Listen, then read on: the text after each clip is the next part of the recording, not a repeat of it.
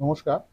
21শে জুলাইয়ের তাৎপর্য বিশদে ব্যাখ্যা করার ধৃষ্টতা আমার নেই। তবে একটা বিষয় খুব সুস্পষ্ট, আমরা প্রায় সকলেই জানি।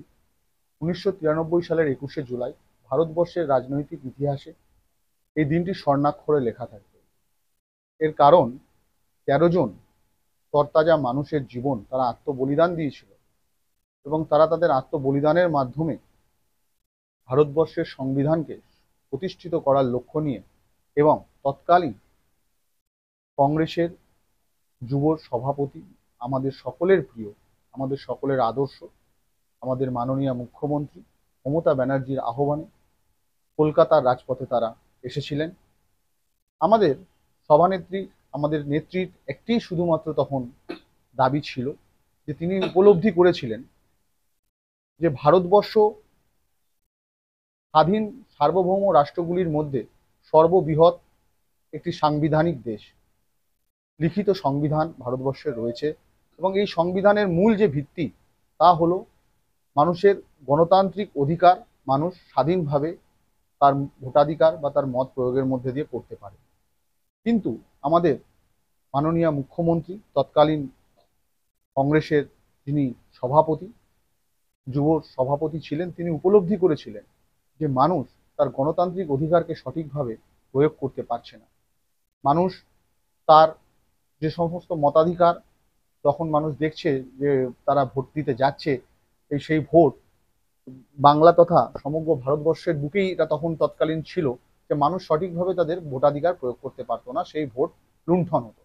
এবং সেই সময় বাংলার মাটিতে আমরা দেখেছি সিপিএম এর হারমাদ বাহিনীরা তাদের ভোট লুণ্ঠন এবং মানুষকে তাদের গণতান্ত্রিক অধিকার থেকে বঞ্চিত করত। এবং আমাদের প্রিয় নেত্রী সেটি উপলব্ধি করার পরে তিনি ডাক দিয়েছিলেন নো আইডেন্টিটি নো ভোট, মানুষের সচিত্র পরিচয়পত্রের জন্য। এবং তার এই ডাকে, তার এই আহ্বানে সাড়া দিয়ে গ্রাম বাংলার কোন কোন থেকে মানুষ কলকাতার রাজপথে 1993 সালের 21শে জুলাই জড়ো হয়েছিল, এ কথা আজ কারো অজানা নয়। কিন্তু তৎকালীন স্বৈরাচারী নিপীড়নকারী বামফ্রন্ট সরকারের যে সমস্ত প্রশাসনিক অধিকর্তারা ছিল, তারা বুঝতে পেরেছিল যে এই আন্দোলন পরবর্তীকালে তাদের গদিচ্যুত করতে পারে এবং তার কারণে তারা সেই সমস্ত রক্তপিপাসু বর্বরচিত যে আক্রমণ তারা করেছিল নিরীহ নিরস্ত অসহায় যুব তথা কংগ্রেসের সে সমস্ত কর্মী এবং অনেক মানুষ ছিল যারা রাজনৈতিক গণ্ডির বাইরেও যারা শুভ বুদ্ধি সম্পন্ন ছিল এবং শুভ বুদ্ধি সম্পন্ন মানুষ যারা মমতা ব্যানার্জির এই ডাকে আহ্বানে জড়ো হয়েছিলেন, তাদের উপর নির্বিচারে গুলিবর্ষণ করে এবং যার ফলস্বরূপ 13 জন শহীদ তাদের আত্মবলিদান দেয় এই একটা নির্বাচন পদ্ধতিকে পরিবর্তনের লক্ষ্য নিয়ে এবং একটা সুন্দর রাষ্ট্র গড়ে তোলার লক্ষ্যে। আপনি যেটা বললেন মমতা বন্দ্যোপাধ্যায়ের নো আইডেন্টি নো ভোট, তাহলে যারা ওই যে 13 জন শহীদ হয়েছেন তাহলে তো মমতা বন্দ্যোপাধ্যায় আরেক দিয়ে সফলতা অর্জন করেছে, সেই সফলতা হচ্ছে no identity no vote EPIC card কিন্তু মমতা বন্দ্যোপাধ্যায় প্রতিষ্ঠা করেছে। অবশ্যই আজকের দিনে আমরা, আমাদের কাছে যেটা গর্ব, আমরা প্রত্যেকটি ভারতবর্ষের একজন স্বাধীন রাষ্ট্রের আমরা জনসাধারণ, আমরা আমাদের সচিত্র পরিচয়পত্র বহন করি, যেটি সমগ্র বিশ্বে সমাদৃত। আমরা বিশ্বের যে কোনায় যাই, আমরা আমাদের আইডেন্টিটি কার্ড, আমাদের এপিক কার্ড সেটা আমরা দেখাতে পারি। এবং এই লড়াই এবং এর জন্য মূল যিনি এই লড়াইয়ের ভিত্তি তৈরি করেছিলেন তিনি আমাদের প্রিয় নেত্রী মমতা ব্যানার্জি। এবং যারা আত্মবলিদান দিয়েছিলেন তাদের সেই 13 জন শহীদ, তাদের উদ্দেশ্যেই আমরা প্রত্যেক বছরের ন্যায় এই বছরও 21শে জুলাই তাদের শ্রদ্ধা জ্ঞাপনের উদ্দেশ্যে কলকাতার রাজপথে আমরা যাব এবং তাদের উদ্দেশ্যে শ্রদ্ধা জ্ঞাপন করব। এখনকার প্রজন্ম এই যে 21শে জুলাই তাৎপর্য যেভাবে আপনি ব্যাখ্যা করলেন, তারা কিন্তু এই ব্যাপারটা নিয়ে অনেকটাই পিছনে পড়ে রয়েছে। তারা জানে না 21শে জুলাই শহীদ এইটুকুই জানে। এই প্রজন্মে কিভাবে এই প্রজন্মকে এই যে জানার সে আপনারা নিয়ে আসতে পারেন।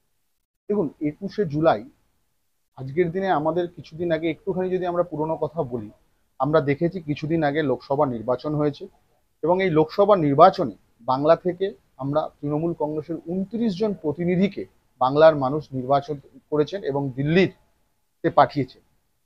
আর এই 29 জন যে প্রতিনিধিকে আজকে আমরা পাচ্ছি, এরা যে তৃণমূল কংগ্রেসের হয়ে এই সমস্ত সম্মানীয় ব্যক্তিবর্গ সংসদরা যা তারা প্রতিনিধিত্ব করছেন, এর বীজ কিন্তু বপন হয়েছিল সেই 13 জন শহীদের রক্ত এবং আরো শত সহস্র মানুষের রক্তে দিয়ে 1993 সালের 21শে জুলাই। এবং এ কথা আজ মানুষের কাছে পৌঁছাতে হবে। 21শে জুলাই আমাদের কাছে শ্রদ্ধা জ্ঞাপনের দিন। 21শে জুলাই আমাদের কাছে অত্যন্ত দুঃখের, কষ্টের দিন যে কিছু মানুষকে আমরা হারিয়েছিলাম।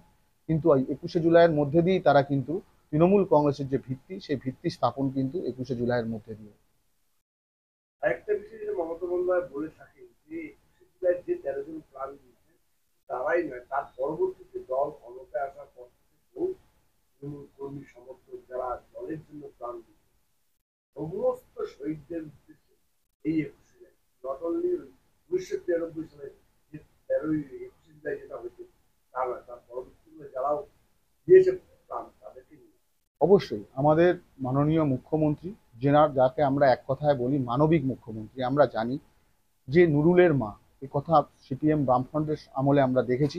বসিরহাটের যে নুরুল, 14 বছরের যে বালক, সে যখন তৎকালীন কিছু রাজনৈতিক কারণবশত তার যে মৃত্যু, খুব দুঃখজনক যে মৃত্যু ঘটেছিল, সেই মৃত্যুকে সামনে রেখে বামফ্রন্ট এক তীব্র রাজনীতি করে। পরবর্তীকালে তারা ক্ষমতায় আসে, কিন্তু আসার পরে আমরা দেখতে পাই সেই নুরুলের মাকে কিন্তু তৎকালীন যারা বামফ্রন্টের নেতৃত্বে ছিল তারা সম্পূর্ণরূপে ভুলে যায়। কিন্তু আমাদের প্রিয় নেত্রী 2011 সালে ক্ষমতায় আসার পরে সবার আগে কিন্তু যদি আপনারা একটু দেখেন, সেই নুরুলের মাকে কিন্তু বসিরহাট থেকে কিন্তু শহীদের মঞ্চে এনেছিলেন এবং তাকে তার যথাযোগ্য সম্মান দিয়েছিলেন। তো আমাদের নেত্রীর মানবিক রূপ আমরা প্রতিবার পাই।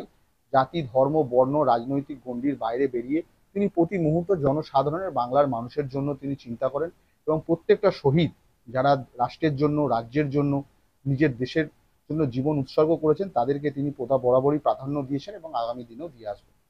21শে যে আবেগ, সেই আবেগ মানুষ আগামীকাল 21শে জুলাই কিন্তু মানুষ দুদিন আগেই যারা দূর দূরান্ত থেকে আসছে কলকাতায় এসে তারা উপস্থিত হয়ে আবেগকে সামনে বলবেন সেই সব মানুষ যারা দুদিন আগে এসে কলকাতায় উপস্থিত।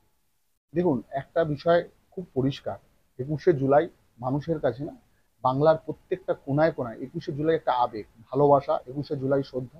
21শে জুলাই মানুষের অন্তর থেকে আসে। মানুষের যখন কোনো ভালোবাসা, আবেগ নিঃস্বার্থ হয়, তখন মানুষ দূর দূরান্তরের সীমা গণ্ডি অতিক্রম করে আসে।